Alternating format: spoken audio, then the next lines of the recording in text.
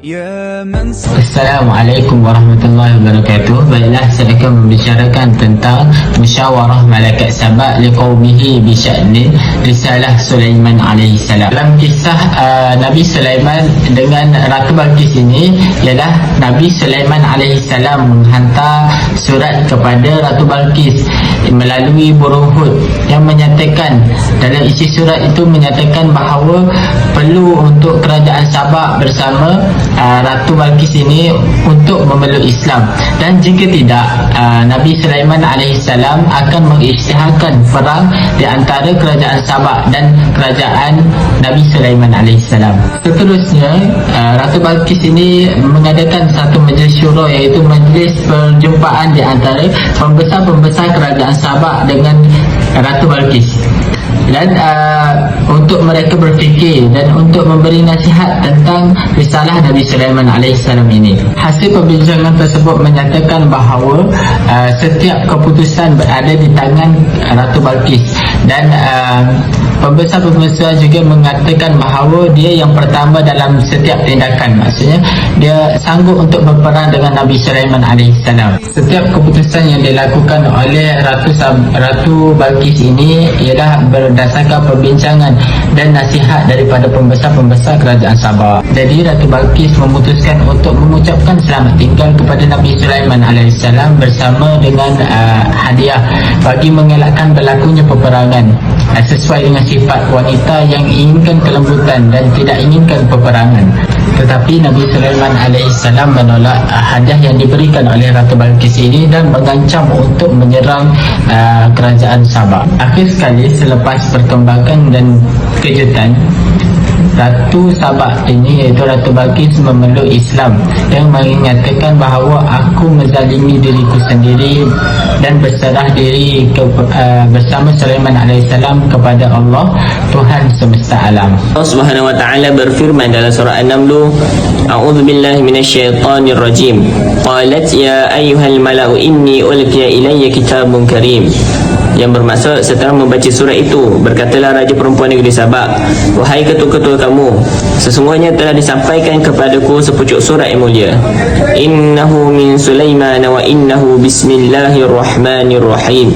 Sesungguhnya surah itu dari Nabi Sulaiman dan kandungannya seperti berikut, dengan nama Allah yang Maha Pemurah lagi Maha Mengasihani. Alla ta'alu alayya wa'tuni muslimin. Bahawa janganlah kamu meninggi diri terhadapku, dan datanglah kamu kepadaku dengan menyerah diri, beriman dan mematuhi ajaran agama Allah.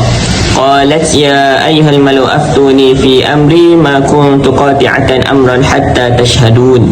Raja perempuan itu berkata lagi, wahai ketua-ketua kaum, berilah penjelasan kepadaku mengenai perkara yang aku hadapi ini. Aku tidak pernah memutuskan sesuatu perkara sebelum kamu hadir memberi pendapat dan mempersetujuinya. Qalu nahnu ulu quwwatin wa ulu ba'sin syadidin wal amru ilaika fanzuri madza ta'murin. Mereka menjawab, kita adalah orang-orang yang kuat gagah, yang amat berani menempuh peperangan, dan perkara itu walau bagaimanapun terserahlah kepadamu. Oleh itu fikirkanlah apa yang engkau hendak perintahkan. Qalat innal muluku idza dakhalu qaryatan afasaduha waja'alu 'izzatan ahliha adillah kadzalika yaf'alun. Raja perempuan itu berkata, sesungguhnya raja-raja apabila masuk ke sebuah negeri, mereka merosakkannya dan mereka menjadikan penduduknya yang mulia hina dina, dan sedemikian itulah mereka akan lakukan. Wa inni mursilatun ilaiha bihadiyatin fanaziratun bima yarji'ul mursalun.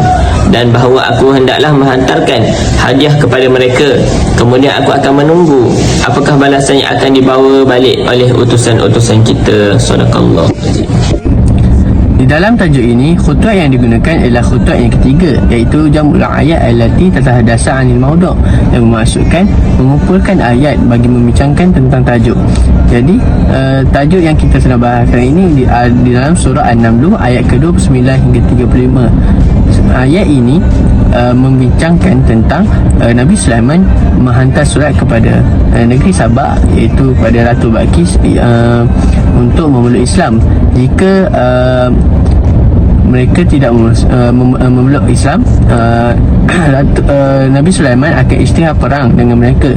Maka Ratu Balqis mengumpulkan para pembesar negeri Sabak untuk membincangkan hal ini.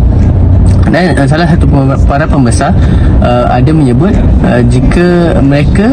jika isytihar perang, mereka sanggup pergi ke perang kerana mereka mempunyai kekuatan tersebut.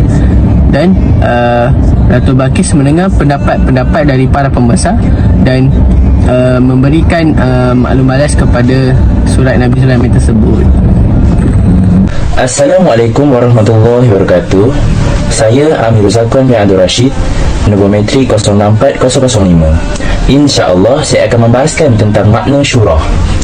Pada ke-77 ayat Al-Quran di atas tidak mempunyai dan menyebut kalimah syurah dalam ayat, tetapi memiliki ayat yang menggunakan istilah asas syurah. Sebagai contohnya, berdasarkan ayat 32 surah An-Naml yang membawa maksud, dia, iaitu Datuk Balqis, berkata, "Wahai para pembesar, berilah aku pertimbangan dalam perkaraku ini. Aku tidak pernah memutuskan sesuatu perkara sebelum kamu hadir dalam majlisku." Dan pada ayat 33 surah An-Naml yang membawa maksud, mereka, iaitu para pembesar, berkata, "Kita memiliki kekuatan dan keberanian yang luar biasa untuk berperang, tetapi keputusan berada di tanganmu, maka pertimbangkanlah apa yang akan engkau perintahkan kepada kami." Dalam konteks kedua ayat di atas menyatakan bahawa syurah berlaku di mana Ratu Balqis memerintahkan kepada para pembesar supaya memberikan pendapat kepadanya. Hal ini menunjukkan syurah yang positif di kalangan kedua belah pihak.